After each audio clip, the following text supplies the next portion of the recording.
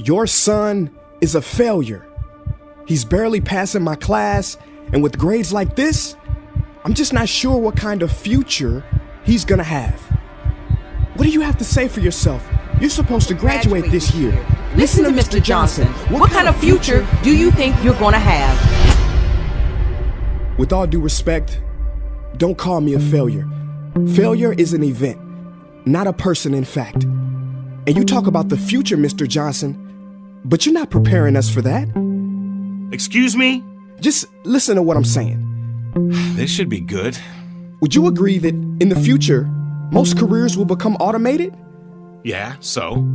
So the people who succeed will have to be curious, innovative, with resilience to adapt to new changes.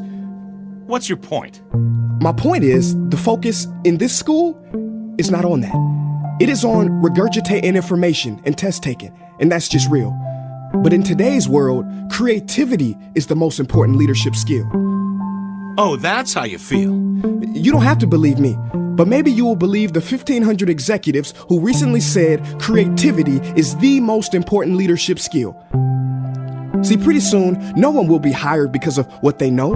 Because who cares what you know or if you've memorized a fact? We've got Google and Siri for that.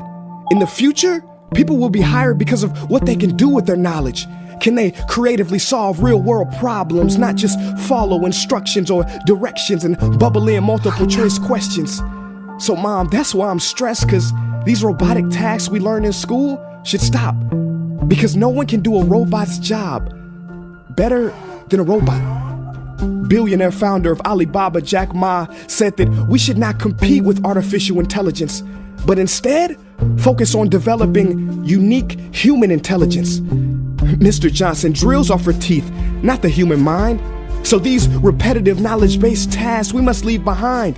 Or in the future, you're gonna find a lot of people graduating out of your class right into the unemployment line. See, many top companies today don't look at grades. Mom, that old way is expiring. Google has been quoted as saying GPAs are worthless criteria for hiring. Founder of Tesla, Elon Musk, agrees. So I say this with unease and sorrow. If you continue to teach today as you taught yesterday, then you rob us students of tomorrow. Mr. Johnson, I'm gonna keep it real with you. Sometimes sitting in your class is tough. I'm constantly thinking, if I don't look up at the clock, maybe it'll speed up. So I listen to you do my work and pay attention, feeling like an hour had to have gone by. But it was only 3 minutes. So if you wonder why we're bored in class, look, you want to get a kid to hate reading? Give them this, a school textbook. And some people think it's our fault, and that hurts me. They say you can lead a horse to water, but you can't make him drink. And to that I say no. Firstly, you can put salt in that horse's hay and make him thirsty. And if you bring joy in your classroom, you can make any bad student nerdy. As he or she discovers the beauty of truly learning. Mr. Johnson, I mean no disrespect. You have the most important job on this planet. You build, create, and save lives. But if you really care about my future, like you say, then you have to fully commit and ask yourself honestly, how do I prepare a child for a future that doesn't yet exist? Here's a hint.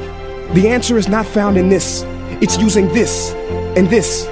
See, in the future, we will need more passion and compassion. People with inspired hearts and wisdom to uplift this planet. And Mom, I love you, but can I be real? Go ahead. You want to know one of the biggest factors for childhood success? It's not IQ. It's family meals. And we haven't had one of those in a while. See, I know sometimes you don't feel proud, because I may not be a straight A student, but I'm not stupid. These tests may be 70% of my grade, but they're 0% of my future. But don't worry, I'll pass this class and get through this. But I need you to give me the space I need to be me and live true. Because the best feeling in the world is that your own parents get you. There's a passage in a book called The Prophet by Khalil Gibran. And if you don't mind, I'd love to share it with you. Go ahead. See, he says, your children are not your children. They are the sons and daughters of life longing for itself. They come through you, but not from you. And though they are with you, they do not belong to you. You may give them your love, but not your thoughts, for they have their own thoughts. You may house their bodies, but not their souls, for their souls dwell in the house of tomorrow. So, Mom, I'd appreciate it if you give me the love that I need to pursue my dreams. See, if we are to succeed, all three of us need behavior change on all fronts. We talk about the future, but the future is now, and it is created now by all of us.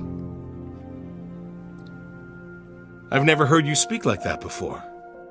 Yeah, I didn't know. But I'm going to reach out to administration and try to change some things. You have my word.